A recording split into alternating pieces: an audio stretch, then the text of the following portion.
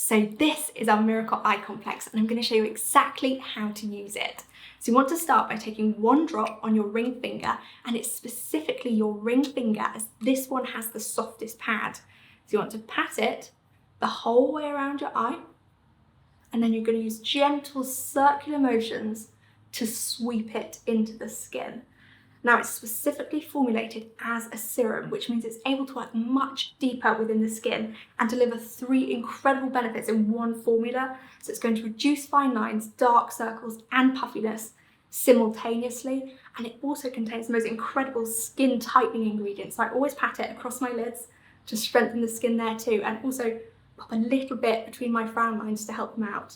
Then once you can feel it's almost gone, because your skin will drink it up really quickly, just pat the remainder into place to boost circulation.